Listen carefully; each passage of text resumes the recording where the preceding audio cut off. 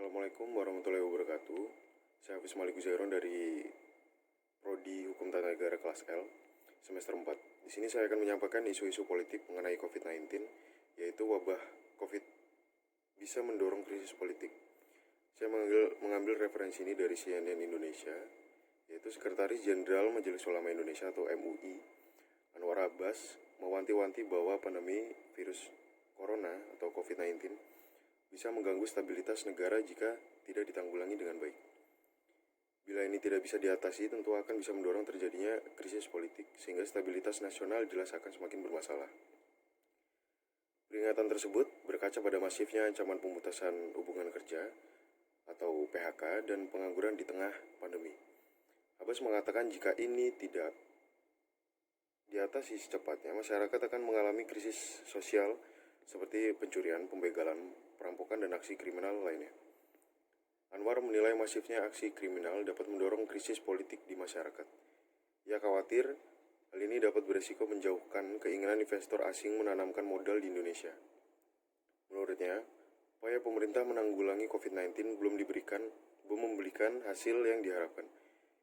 Ia berpendapat demikian melihat jumlah pasien baru COVID-19 yang masih tinggi, serta dampak ekonomi dari pandemi yang masih menjadi kendala dasar. Meskipun pemerintah sudah membentuk tim untuk itu, tapi langkah-langkah yang diambil oleh pemerintah belum memperlihatkan hal-hal yang menggembirakan. Ia mengatakan pemerintah seharusnya melakukan konsolidasi nasional agar seluruh elemen masyarakat saling membantu menangani dampak ekonomi dari pandemi. Dalam hal menanggulangi dampak pandemi, kata Anwar, ia menemukan bahwa pihak masih berjalan dengan rencana sendiri-sendiri dan tidak bersinergi dengan baik. Ia khawatir jika situasi seperti ini dibiarkan, hanya akan memunculkan benturan karena perbedaan cara pemerintah, tokoh politik hingga pemimpin elit masyarakat mengatasi krisis. Kebaikan bangsa maka sangat perlu dilakukan oleh pemerintah saat ini, bukan membuat atau mengajukan RUU baru seperti RUU HIP, haluan ideologi Pancasila, RUU BPIP, dan RUU Cipta Kerja atau RUU Omnibus Law. Angka kasus corona di Indonesia masih terus bertambah. Angka kasus positif sudah mencapai 141.370 orang dengan 6.207 kasus meninggal dan 94.458 kasus sembuh. Berdasarkan data COVID-19, kurva kasus baru masih terdeteksi naik turun.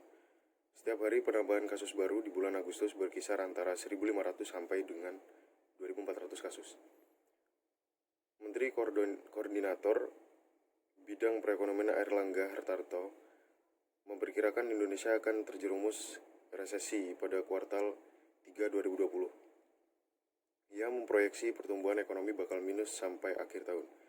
Diharapkan di kuartal 3 ini bisa membaik dengan prediksi minus 2% sampai minus 1% atau bahkan kita berharap bisa masuk ke positif.